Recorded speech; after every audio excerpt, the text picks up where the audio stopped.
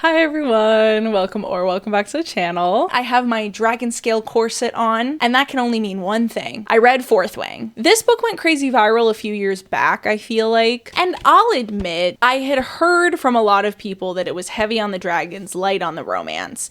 And so at the time that it came out, I was like, I'm not really sure I'm in the mood to read a book about dragons. Especially because people said it was pretty gory, it's pretty gruesome. The premise is that it takes place at a war college in a fictional fantasy world, where they are all training to become dragon riders, and the school is very, very deadly. Our main character, Violet, was forced into signing up for the Dragon Rider Squadron because her mom is the general of the whole entire army. She has a disorder, but I don't know the name of it. They never name it in the book, but her ligaments just like don't hold in place very well, so she can like dislocate things very easily. And so her whole entire life, her dad was training her to be what's called a scribe, but then her dad passes away, and so at the last minute, her mother is like, no, you're gonna be a rider just like the rest of the family, and forces her to sign up for the Rider Squadron, despite knowing that it's actually very likely that she is going to die. So going back to me putting off reading this book, like I said, I had heard that it was heavy on the dragons, heavy on the gore, light on the actual romance, and I was like, maybe not for me. And that's okay, sometimes a book just isn't for you. And so I passed on it, and eventually the second book came out, and people didn't seem as happy with the second book as they were the first, so it didn't exactly motivate me to read the book. I've been reading more fantasy, just straight fantasy anyway recently, and I've been enjoying it, so I was like, you know what, let's just do it. Let's read Fourth Wing, let's make a video about it, and boy, am I happy I did. I enjoyed this a ton. We'll start with a no spoilers review, so if you're thinking about reading it, I'll make sure to tell you when to click out of the video. Not only did I really enjoy it, I disagree with the criticism that it's heavy on the dragons, light on the romance. I do feel like it's very heavy on the romance. What I don't feel like is that it's heavy on the smut. Let me be very clear about what I mean by that. In my opinion, this book does not have that many sex scenes in comparison to other romances and romantasies that I've read, where you really see them actually interacting. However, those interactions are very descriptive. That being said, in my opinion, there is a big difference between a book being light on the smut and a book being light on the romance. I don't think this book is light on the romance at all. I think the romance is very integrated into the plot. I think it's hard to forget it's a romance. I think there's only a few scenes in which the romance aspect does not play into it, but I don't think there's as many smutty scenes as people might be used to in a romantasy, and so that's why people were saying that it was light on the romance. As for the quality of the book itself, I thought it was really good. I thought it was well written, but it didn't shy away from what it was. I have heard a lot of people compare Fourth Wing to ACOTAR. I see the surface level similarities, but I don't actually think they're similar books at all. I have said this before, actually in a recent video, and every time I talk about this, I get a little afraid. I want to be very clear that I am a romance lover. I adore the romance genre. It's my favorite genre. And I love every aspect of it. And I 100% can suspend my disbelief and read goofy, smutty, silly, fun romance, even when it's not super well written. However, I feel like the romance genre gets a lot of disrespect, not just from haters of the genre, but from lovers of the genre. I actually think romance novel lovers are sometimes the people who hate on the genre the most. There is this like underlying belief that romance not has to be poorly written, but that if you want to read romance, you're gonna have to put up with the fact that sometimes the books are poorly written. I don't agree with this take. I think that we can have goofy, silly, funny, smutty, suspend your disbelief in a lot of other ways sort of romances that are super fun to read, but are still well written. And I really complimented The Ashes and the Star-Cursed King for being exactly this. I felt like it is a very fun, very smutty fantasy romance that is very well written and well thought out. I would put Fourth Wing in the same category for me. I think that it's well written and well thought out, and the story is clearly going somewhere, and there is an overarching plot outside of the romance, but that plot doesn't feel ridiculous. It doesn't feel silly. I think a lot of times people read these books for the romance, and they forgive really anything on the fantasy side of things that's going on because what they're really reading it for is the romance. And again, there's nothing wrong with that, and I can 100% enjoy a book like that. But it is very refreshing and exciting for me when I read a book that is a well-written fantasy and a well-written romance.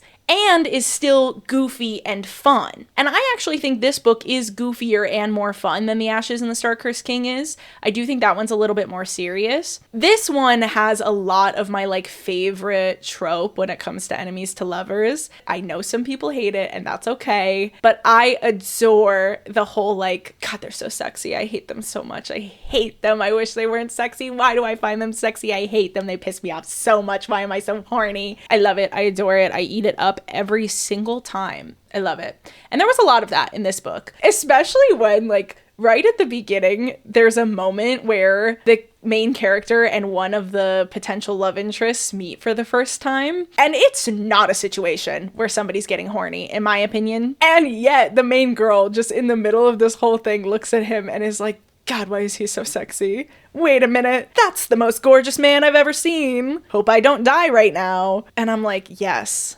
Yes, that is what I want from an enemies to lovers, okay? And that's what I mean about it still being goofy and silly and playing into a lot of the tropes that are so beloved in an enemies to lovers and especially an enemies to lovers fantasy romance. However, like I already kind of said, the fantasy itself is well thought out. The world makes sense, the powers make sense, the dragons are sick, the relationships between the dragons and the riders are really cool, they're very fun to read. And so I still got to experience everything that I love about a silly fantasy romance while also getting to read a well-written fantasy. And I need more romance readers to understand that that is possible and it's okay to hold these authors to a higher standard. And that if you are, that doesn't mean that you can't still go read something that isn't as well written and enjoy it and suspend your disbelief and have fun. But that doesn't mean that every single romance needs to be poorly written and that if we're trying to talk about writing and romance, that means that we don't like understand the genre. I think you're being more disrespectful to the genre than anybody who dislikes it, and it bothers me. All of that to say, I really, really enjoyed it. I do recommend it. I will be reading the second one, and I will also make a video on that one. If I feel similarly to other people that the second one isn't as good as the first, you will know. I will be sure to tell you guys. I think I know why. I think I have a gut feeling about something about the way this book ended leads me to a theory as to why there might have been aspects of the next one that people didn't enjoy, but I'll save that for the spoiler section. So with that, we're gonna go into spoilers. So if you do not want the book spoiled, now is the time to click out of the video. I appreciate you so much for stopping in, and we'll see you in the next one. All right, now that we're alone, let's get into the weeds. The book opens on our heroine, Violet, and her sister, Mira, making a last-ditch effort to convince their mother that Violet is in no state to be attending Basgiath?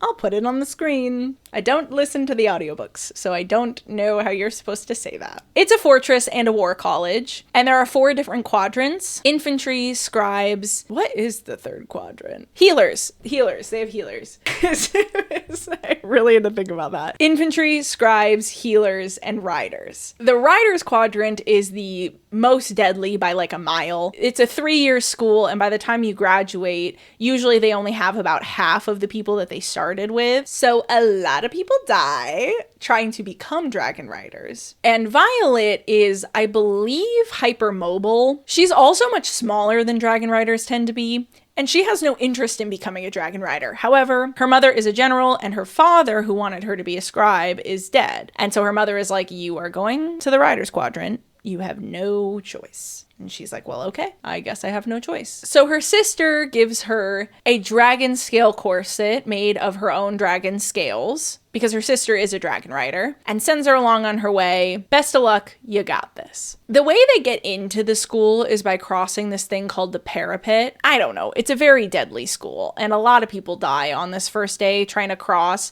what is essentially a long and skinny stone bridge that's above a ravine, so you can fall off of it super easily. Now, Violet, her last name is Sorrengail, and everybody knows General Sorrengail, obviously, and so they know that she's her daughter. But there also was a rebellion about 5 years ago. All of the people involved in the rebellion were executed, and their children were forcibly conscripted, I think the word is, into the Riders Quadrant. So there are riders in the Riders Quadrant whose parents were executed by the government, and it was Violet's mom who successfully squashed the rebellion. So a lot of them blame Violet's mom for the rebellion not working. So right out the gate, she's gonna have a lot of enemies. enemies. But right before her sister sends her off, she's like, you need to be especially careful about that xaden riorson kid, because xaden is the son of the leader of the rebellion. And so she's like, just stay away from him. Don't go anywhere near him. And find your friend Dane.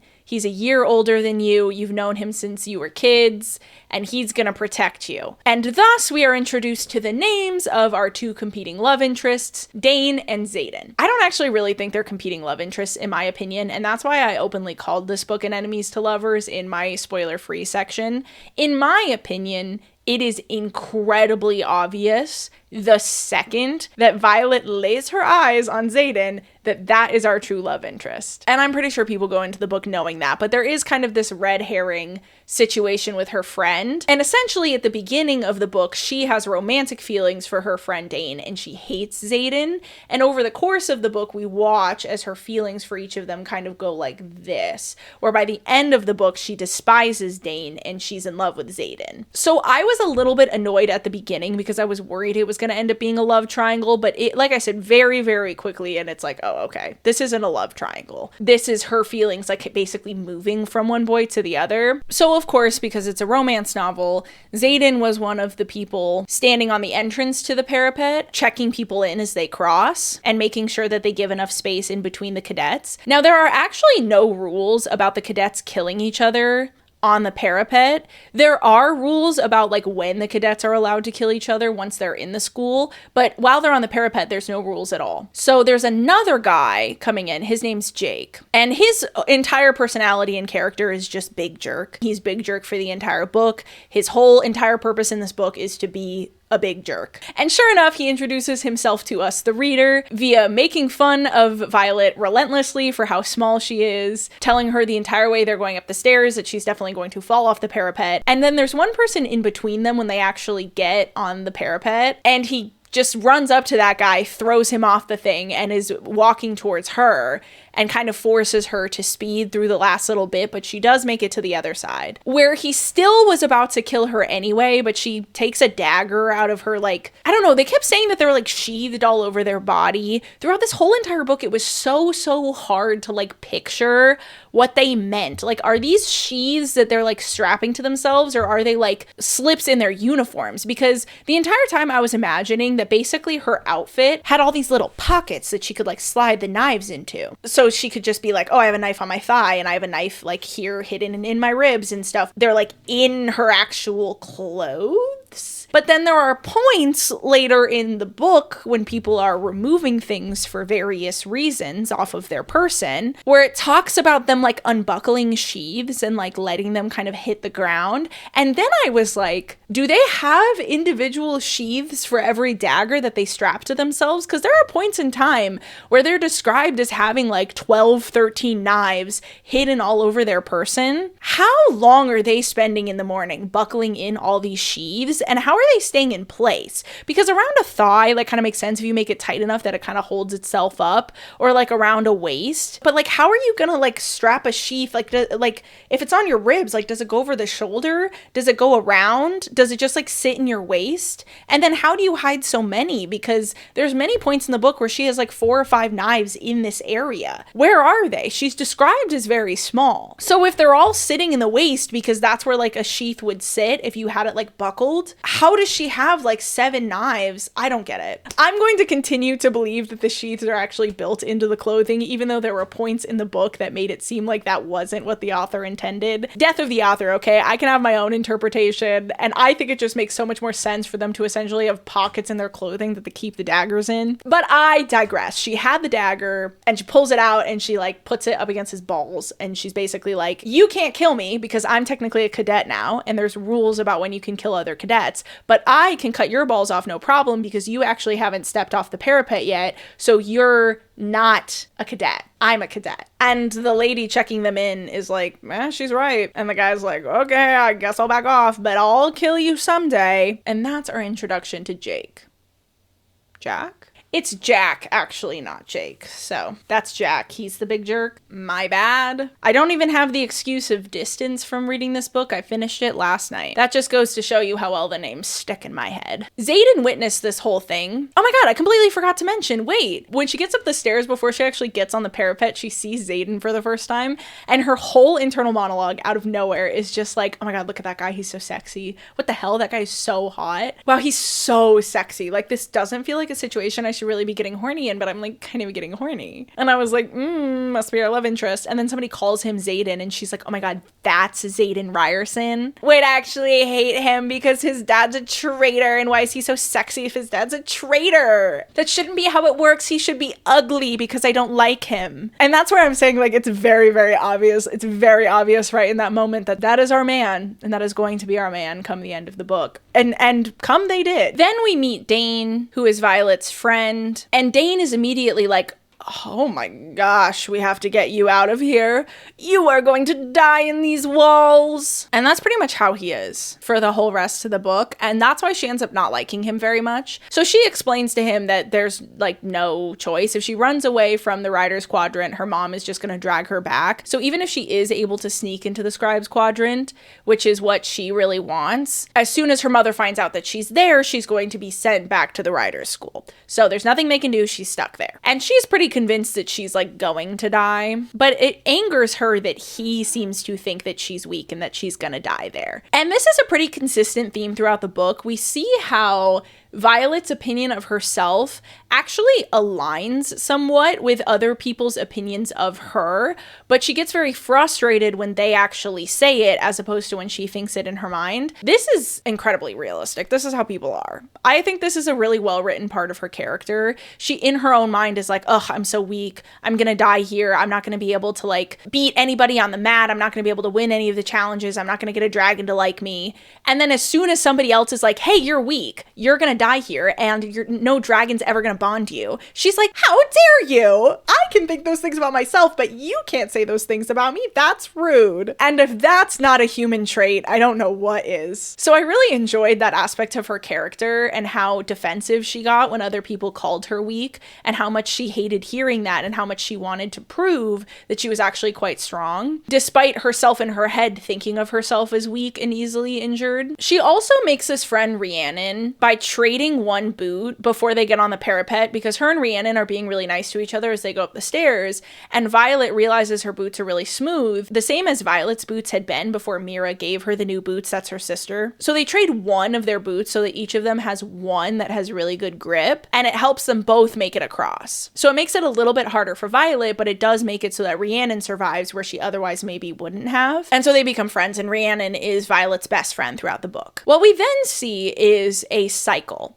of Violet cheating death, figuring out other ways around certain challenges, all leading up to what they call the threshing, which is when the dragons bond with the humans. Her class and Dane are pretty consistently telling her that she's not going to survive, and Dane keeps trying to convince her to leave the school and to hide in the Scribes Quadrant, and he says that there's a professor there that's willing to hide her, and then once she's through her first year, there's nothing her mother can do, and he keeps trying to convince her to do this, and at first her resistance is just, no, there's no way we could hide that from my mom, but then she starts to get this little voice in the back of her head that's like, but you made it this far. Nobody thought you would survive this long, and you did. What if you're able to keep going? She only wins her mat challenges by poisoning her opponents beforehand, but she does keep winning and winning daggers off of people. And this lends me the opportunity to talk to what is possibly my favorite part about this book. Violet is small, and she has this disorder disease that makes it so that she's injured a lot easier than the other riders. She is not really going to be physically dominant in the Riders Quadrant, which is typically what they value. And a lot of the base theme of this book is the idea that everybody has their strengths and weaknesses, and everybody has something to offer. And Violet keeps thinking her way out of situations and figuring out how to make it through, despite the fact that she's not physically able to do whatever the challenge is. At one point, her sister sneaks in some journal that her older brother had written, who died fighting the rebellion. That was kind of like a how-to advice about the school school, and he tells them that your opponents for challenges are chosen ahead of time. So she would sneak around the school and figure out who she was going to face and then poison them before the match. There's other points with like this big gauntlet thing that they had to go up where she wasn't big enough to do some parts of it, but she like figured out other ways to do them. And when we get later in the book, there's like other moments where stuff like this happens too. I think it's so incredible that she didn't just like somehow become very strong. That's kind of what I was expecting, because that's a lot of how these books go. These heroines come into the book and a lot of times they aren't like naturally strong or very big, but they're just like a savant at everything they're asked to do, and they end up like being really good at everything because they're like the main character TM. Violet's the opposite. She's the main character, but she struggles to do basically everything she's asked to do at the school except for their battle brief stuff, which is like the strategy thing, and like when they learn history, she's really good at that side of things because she thought she was going to end up being a scribe. She's very good at studying, but any of their physical challenges she's not all that naturally good at, or so she thinks. And at this time in the book, I was really, really appreciating how she didn't just like get stronger and then somehow like get strong enough to start winning challenges just via her strength. There actually is this attention to her strengths and her weaknesses, and the author really takes the time to show what her strengths are and how her strengths are carrying her through the school, even if those strengths aren't physical in nature. Then the threshing comes. And the whole time we've been like kind of loosely introduced to what dragons are going to bond this year. And so the students haven't met them in person, but we know what the options are. And I went into the scene and I was like, it's pretty obvious. There was this like giant black dragon that they were like, oh, he's so vicious and he's so like powerful and he's going to bond with like the strongest in the year, yada, yada, yada. But they also mentioned that he's like cunning and discerning and he's like one of the smartest. And I was like, oh, he's going to pick our girl Violet. And then they try to throw you off the scent by introducing the concept of what's called a feather tail. And they talk about how they don't know that much about the feather tail dragons, but they never really bond, and they don't think they're actually capable of bonding, and they typically stay in the Vale. They're smaller and they're weaker than the other dragons. And I'm like, that's a red herring. I think she's going to end up with the opposite dragon. She's going to end up with the big, strong dragon. So you can imagine my shock when they get to the threshing and she bonds both of them. She has two dragons. Two dragons! That's so cool. I loved this plot twist. I did not see it coming. I was not expecting it. I was very surprised by it. And it was one of those ones that like made me squeal. Like, oh my god, she has two dragons. She gets two dragons. That's so cool. So she has this like giant black dragon that's like super scary and super threatening. And then she has this little golden dragon that's like really cute and really sweet. And their names are tairn. I'm gonna go with tairn. I don't know if that's correct. And then her name's Andarna. The smaller dragon's name is Andarna. So as you can imagine, this kicks up a whole hullabaloo at the school. No one's ever bonded two dragons before. And there's a bunch of unbonded students, and so they're pretty upset that she gets two dragons and they get none. It's important to establish that the way that she earns these dragons is because Jack, our resident jerk, and two other characters who are introduced to more B minor jerk characters decide they're gonna kill the feather tail because they think it's weak. So when they find out that a feather tail is like being a part of the threshing and maybe is gonna bond a human, they decide they're gonna hunt it down and kill it for no reason. Like, this was the only choice in the whole book that I was like, literally, why would someone do that? I mean, I get that his only personality trait is being an asshole, but even this feels a bridge too far. Like, why would they hunt down a dragon and kill it? Anyway, Violet defends Andarna against three assailants, all of whom are bigger than her, and she's also already injured. But she basically accepts that she's gonna die protecting this dragon because the dragon can't really seem to protect itself. It doesn't have claws, it doesn't have anything on its tail that it can use to swing, and she asks it if it can fly in the moment, and it doesn't do anything, so she assumes that means it can't fly. Dragons only talk to their bonded riders, so they talk in their minds. Xaden is standing off to the side and watching. Now, I don't know if I mentioned, but Xaden is a third year, and the older students are able to observe the threshing, but they're not able to interfere at all. So Xaden is standing there with his dragon, but they can't interfere. Violet gets a knife in Jack's shoulder, and then he runs away because he realizes he can't use his arm because she like severed his ligament. She knocks another one of them unconscious, and then Tairn shows up, the big black dragon, and he kills the third guy and saves Violet. And then she bonds with both the dragons. Now, before she went into the threshing, she got in this big fight with Dane. He was really trying to convince her to run away because he was super convinced that she was going to die through this whole thing.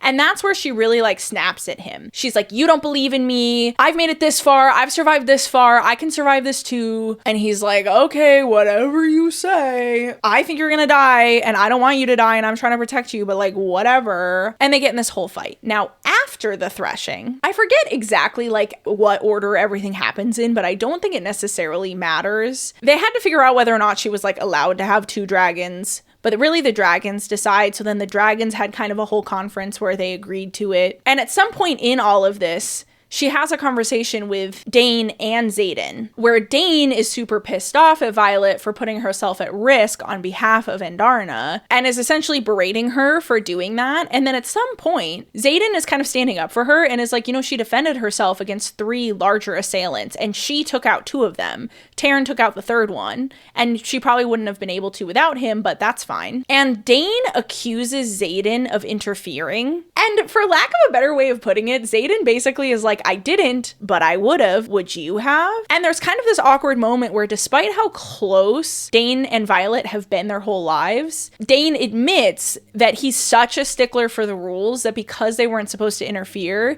he wouldn't interfere even if it meant saving her life. And this is a very heartbreaking moment for Violet, and this is sort of the moment where she's done with Dain for good. I think he also like kisses her at some point and she's like, I felt nothing. I didn't feel any spark. I didn't feel any tension. It's nothing like I feel for Xaden, that man that I hate that's so sexy and I hate him. But of course in all of this, remember that Dain accused Xaden of interfering. Now Xaden is like, I didn't interfere. My dragon did. Guys, I don't know. Her name is spelled Sgaeyl. Scale? Like, is it Scale? Is her name basically Scale? But it's like scale, like you say it more with like a G. I don't know. I'm gonna go with scale because that feels right, but that also feels ridiculous. Like she named a dragon Scale, but she spelled it like I don't know. Maybe I'm like so far off base and you guys are gonna comment the phonetics and I'm gonna be like, God, I am an idiot.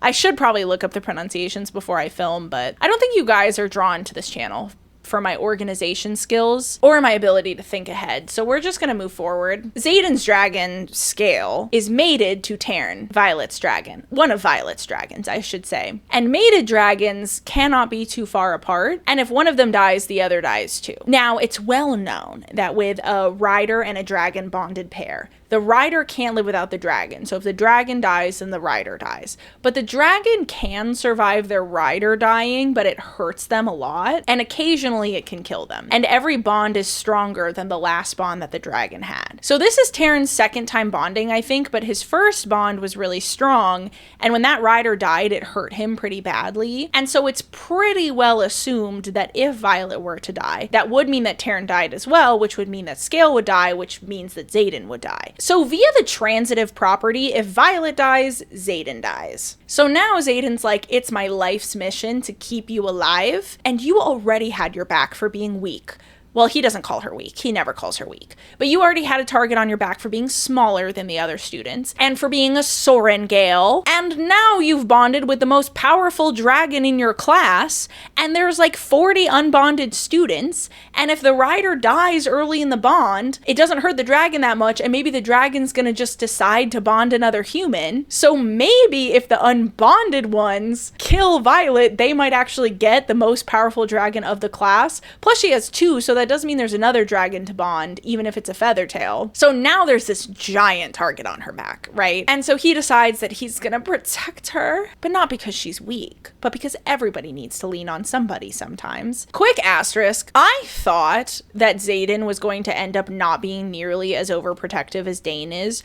Turns out they are actually equally as overprotective and equally as insistent upon protecting Violet in ways that rob her of her freedom, unfortunately. However, there is a key difference between the two of them in a way that becomes very important to Violet. Dain thinks that Violet is weak. So Dain thinks that Violet needs his protection because she is weak and can't defend herself. Xaden fully understands that Violet isn't like a weak person and that she has all of these strengths and the cunning and she's been able to keep herself alive this whole time, and he has respect for her essentially. But he also understands that she can't watch her own back at all times, and also that she is physically smaller, and also that she has such a giant target on her back that anyone would need some protection in that situation. And there's so many layers of reasons why people would want to kill kill her, that he's like, I'm gonna be overprotective over you, but these are the reasons why. It's not because I think you don't defend yourself or because I don't respect you. And that, to me, an adult woman reader, feels like a distinction without a difference. Like I said, both these boys are very overprotective in a way that robs her of her freedom, and they don't really listen to her and what she wants. They consider her to be very brash and reckless with her own life,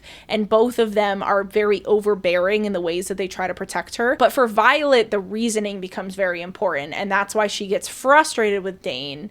And even though she is frustrated with a lot of what Xaden's doing, it never prevents her from falling in love with him the way that it like really pushes her away from Dane. So do with that information what you will. So now she has her 2 dragons, and almost immediately people break into her room in the middle of the night and try to kill her. But Tairn yells in Violet's mind and wakes her up, so she's able to defend herself enough. And Tairn keeps saying that somebody is coming, but there kind of reaches a point where she's like, oh, I'm not gonna be able to. There's like 6 people trying to kill me right now. But Andarna comes in her mind and is like, I've got you, girl, and freezes time, which allows Violet to escape out of the hold that somebody had her in and get to the door. But when she opens it, Xaden's there. And he walks in and just kills everybody. He has power over shadows. So he uses his shadows to just basically like kill everybody all at once, because attacking another cadet in their sleep is a capital offense. So in the moment, he just kills all of the people that are there and then drags Violet out of her room, and they go up to basically have a conference with their dragons. Now I'm just gonna throw a bunch of facts at you at once because I feel like it's gonna make it easier than introducing it as we go. We learn a lot in this scene. Some of this stuff gets introduced later. Because Xaden and Violet's dragons are bonded,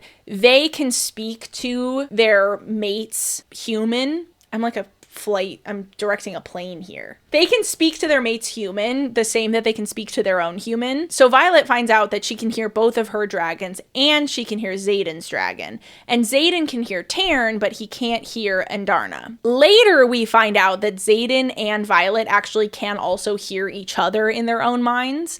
So they can't read each other's minds, but they can speak to each other in their minds. Are you guys seeing the ACOTAR parallels? Like, am I crazy? Wielding shadows. I mean, I know that's not technically Reese's power, and I know it's not like Sarah J. Maas invented that, but also with the like being able to mind speak with each other and having the one guy who on the surface is the one that's good for you, but he's like so overprotective, he basically smothers you and pushes you away and chases you into the arms of the man you're not supposed to be with, and he has shadow powers. I get why people say this is like if ACOTAR was well written. Sorry. Every time I say it, I'm like worried I'm gonna get doxxed. I enjoyed ACOTAR a lot. I enjoyed reading it. I don't think it's a well-written book. We're just gonna move on. We also find out in this scene that Andarna is a baby dragon. She's a baby. She's a kid dragon, and that's what the Feathertails are. The humans didn't know that. The dragons are actually very secretive with their culture, and the humans aren't allowed to enter where the dragons live, and only some dragons come out and bond humans, and they're helping protect the realm. I haven't even gotten to like why they all bond and what they're fighting, because truthfully at this point in the book nobody cares, but that will come up later and I'll just give you the information when we get there. Feathertails are little baby dragons, and they grow into big dragons, and they're usually not allowed to bond because the way that normal dragons channel their power through the humans involves some like minor magic the humans are then able to do, and then also they get what's called a signet, which is basically like their special power, and it's unique to the bond between the human and a dragon. So the dragon can bond multiple humans, and each of them would have different signets, but which dragon the human bonds also affects the signet, if that makes sense. But with baby dragons, they can just give whatever power they have to a human, which is a very different thing. And Andarna is able to freeze time. So that means that Violet is able to freeze time. This is why the dragons don't want the humans to know that they can bond to the baby dragons, because the baby dragons are also not as good at controlling how much magic the humans take from them. And so it puts them a lot more at risk at what's called burning out, because if you use too much of the magic, you can kill yourself. And if you're channeling the magic from your dragon, then you can kill the dragon as well doing that. And so they obviously don't want like all of their their children to die, and they don't want the humans to like take advantage of this. And so they don't want the humans to know that the Feathertails are baby dragons. So Xaden and Violet are the only humans who know what Andarna is. So that's all the information that we kind of get here, and then a little bit later as well. What follows from there is a lot of the back half of the school year. Xaden being overprotective, Dane also being overprotective, but it bothers her when Dane does it, and it doesn't bother her when Xaden does it. Well, it does, but like not as much as it bothers her when Dane does it. It depends on the situation with Xaden. Some of what he does, specifically she has a bodyguard named Liam now who kind of follows her around, and she hates that. But remember that Xaden was the son of this guy from this rebellion, so basically all of the kids from the rebellion are super loyal to Xaden, and Violet has no idea why. And we get a little bit more montage time of them all training Violet and helping her figure out basic magic stuff and kind of make her way through the back half of the school year to survive her first year. And we see her and Xaden get closer and closer. Violet is not developing her signet, and this can get dangerous after a while. Once your dragon starts channeling their magic into you, you have a set amount of time to develop your signet to basically be able to get the magic out of you before you will just like burn to a crisp. Apparently that hasn't happened to someone in a really long time, but it is a risk. It is possible. So Violet starts to get worried that she's gonna burn out. Eventually they're playing this game called the Squad Games. I don't know. It's basically just like a big war game, but it's not what they call the war games. The war games happen later. But Jack is being a jerk like always. Assume he's consistently been a jerk in the background of everything else I've been telling you about, and he tries to kill Liam. Liam's about to die, and Violet uses Andarna's power to freeze time to save him. And then she's so mad at Jack for doing that, and she thinks she's gonna burn out, like this whole signet thing, because it's been months and she feels like her body's on fire and she's kind of like overcharged. And so she's like, well, if I'm gonna die, I'm gonna make him die with me. And so she gets really close to him and she's reaching her hands out to him. And what actually happens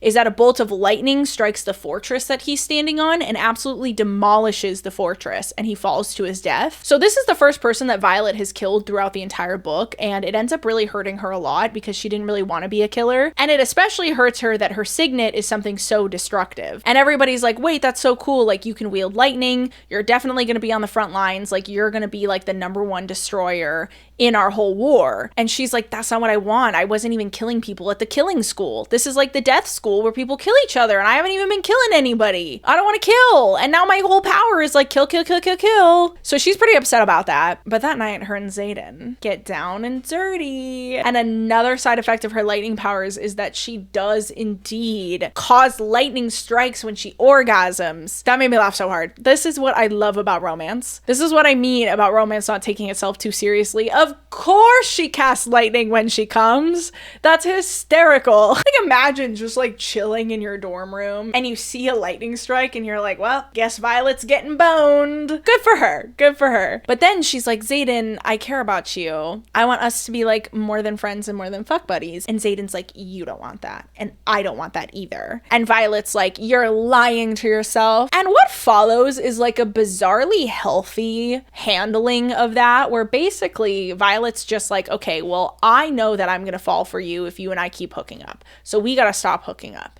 And Xaden's like, I respect your choice. And they just stay friends with this like unbelievable sexual tension after this. And they both want each other very badly, and they can speak to each other in their minds. But Violet's like, until you realize you actually want to be in a relationship with me, we can't do anything else. Especially because we're stuck together for the rest of our lives because our dragons can't be too far apart. They have this whole excursion to an outbase where Violet gets to see her sister Mira again after a very long time. And they bond, and Mira gives her back this book of folklore that Violet really loved when she was a kid that she didn't take into the school because it was too heavy to carry across the parapet and you can only bring in what you can carry. And so she gives her back the book and she takes it back to the school with her. And then before their excursion is supposed to be over, they get attacked by what are called griffins. These are griffins. I'm going to pronounce them griffin. I don't know if it's supposed to be pronounced griffin. It's spelled Gryphon.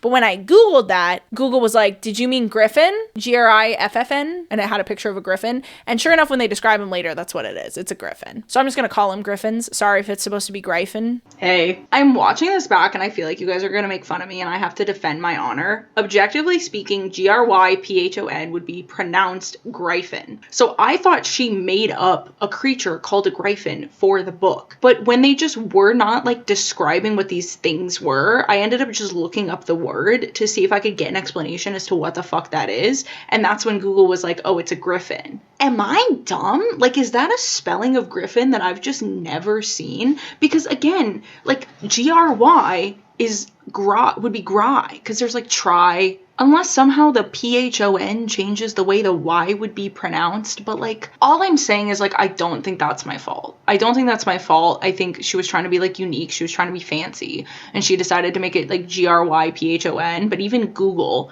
was like, what a dumb as fuck spelling. What you meant was GRIFFN. Or wait, GRIFFIN or EN, I don't know.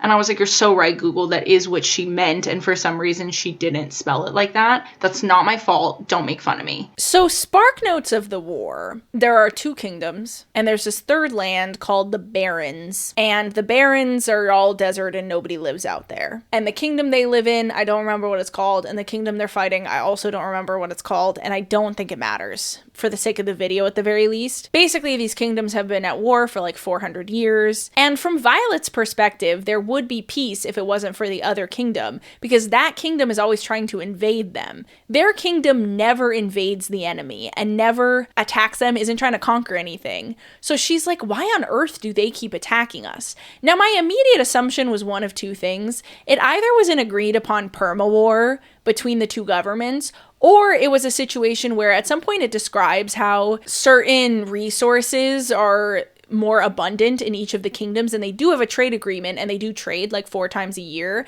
My assumption was that the kingdom wasn't being honest about how good these trades are, and that the other kingdom was maybe starving or maybe really suffering as a result, but their kingdom was painting out to their people of like, oh my god, we've been giving them everything they asked for and we treat them so well, when in reality they don't, and so they make it look like they're attacking for no reason even if they aren't. So I thought the big plot twist at the end of that book was going to be like one of those 2 things. Basically finding out that their kingdom isn't all it's cracked up to be, but in one of these 2 ways, right? Well, at the end of the book, Xaden and Violet do have a moment where they really confess their feelings for each other, and Xaden gets over himself and is like, absolutely, I do want to be in a relationship with you. They have some great sex, and then they're woken up in the middle of the night. Well, they were boning, everybody else was asleep, but everybody's interrupted in the middle of the night to go start what they call the war games, which are the big competition at the end of the school year, and all the different squads like fight each other, and it's like a fake war game. So their squad is sent to this outpost that Xaden had told Violet that he had gone to in what she thought was a sanctioned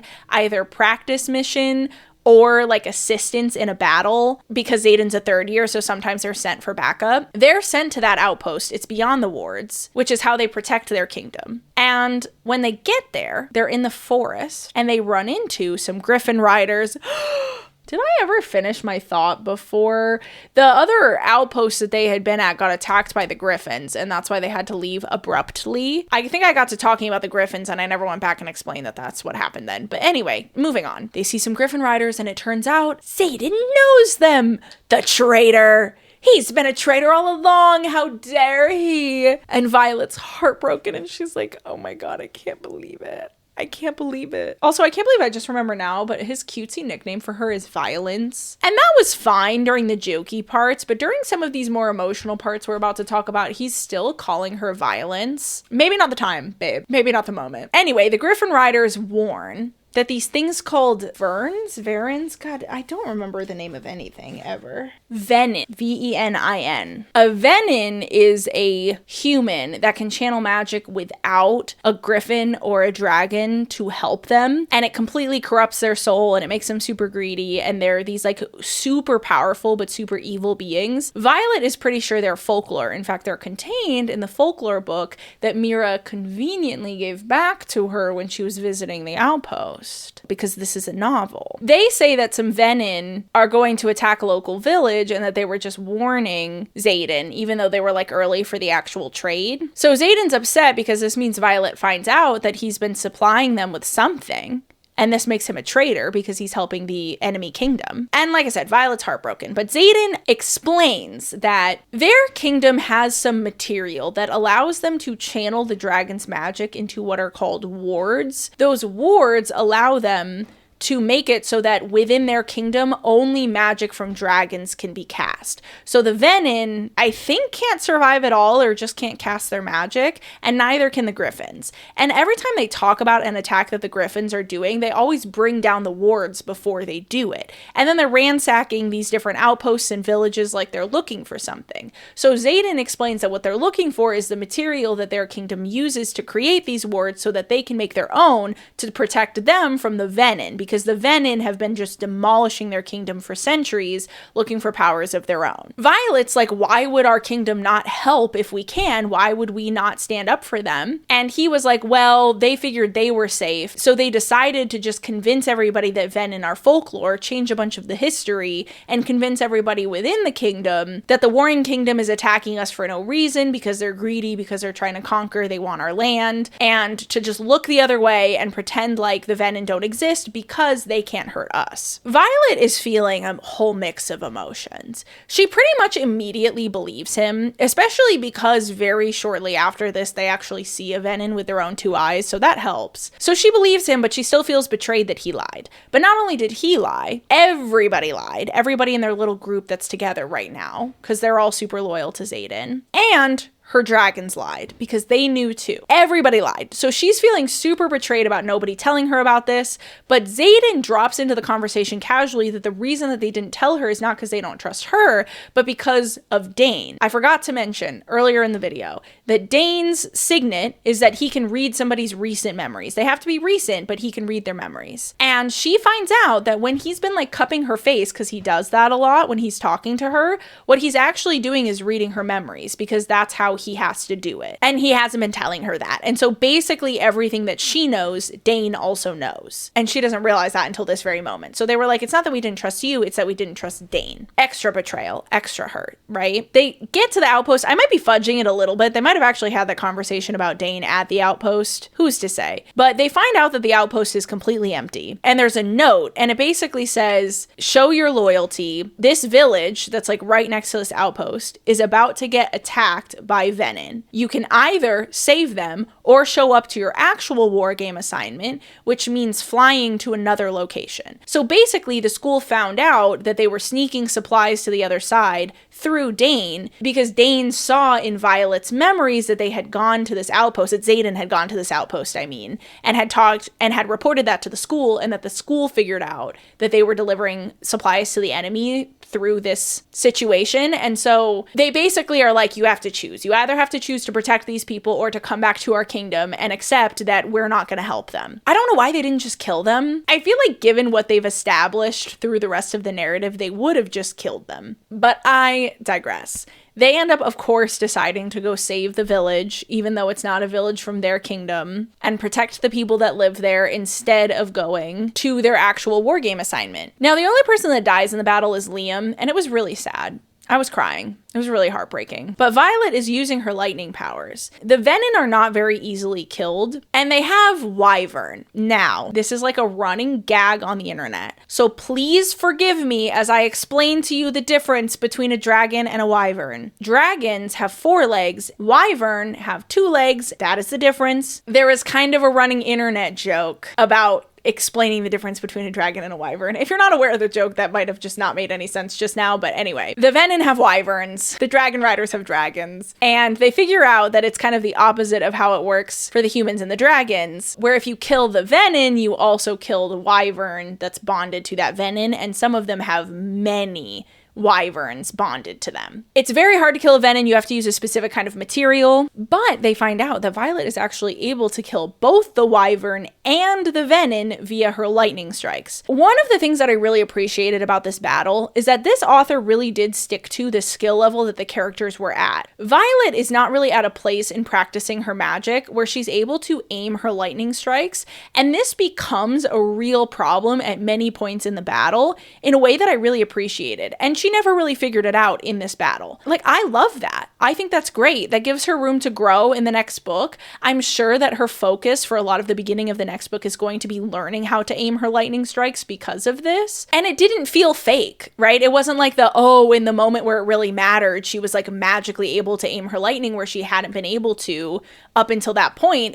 We watched as she wasn't able to aim the lightning, and that hurt her during the battle, and she had to figure out different ways to fight. She gets stabbed with a poison knife. They manage to defeat all the venom, but she's about to die too. And we hear in her fading like consciousness, Xaden say, we're not going to get her back to the school in time, but I know another healer we could take her to. And everybody else is like, are you sure we trust her? And he's like, I trust her. It's going to be fine. And they take her to essentially the fortress for their rebellion, where who's there but her brother Brennan, who everybody thinks died in the battle to squash the rebellion. And he's just like, welcome to the rebellion, sis, when she wakes up. Because he's a mender. He's like really good at healing people, so that's why they brought her to him, so he could heal her. Anyway, and here in our final scene lies where I said at the beginning of the video, I think I know why people get annoyed in the next book. Violet wakes up and she's like, I believe you on what you say my kingdom is doing. I'm with your cause and I will fight this rebellion with you. And you and I have bonded dragons and it would really hurt them for us to be separated. So we're going to have to put up with each other, but everything's business. Maybe we can make it back to friends.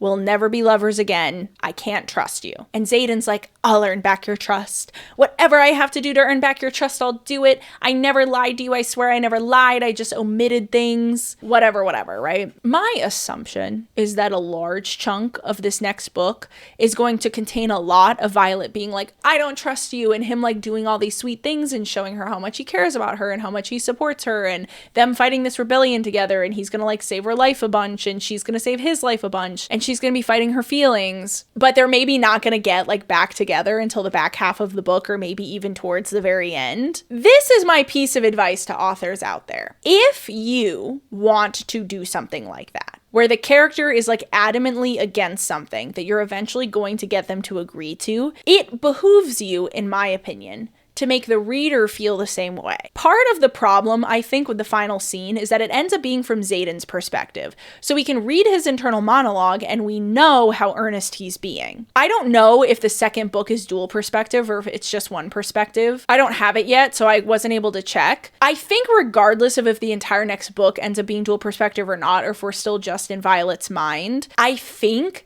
that she made a mistake in making that final chapter from Xaden's perspective so that the reader found out how earnest he is. And I think she should have made there be aspects of this whole thing that made him seem a little less trustworthy. Because if the reader is questioning whether or not he's still lying about stuff, and whether or not he did lie at some point even though he swears that he didn't, and whether or not he actually has Violet's best interest at heart, we're a lot more along the ride for her to be like, I don't trust you. I don't know if I can ever be romantic with you again, because I don't know if I can ever trust you again, because we the reader don't trust him either. But we the reader are now fully aware of the fact that he was being completely earnest, and that he wants to win back her trust, and that he has no plans to betray her again, and that he's keeping no other secrets. And so that makes it eternally frustrating when she just refuses to trust him and have romancy moments with him, because we know that she can trust him. So that's really my only like criticism. We'll see how I feel about the next book. We'll see how annoying it ends up being.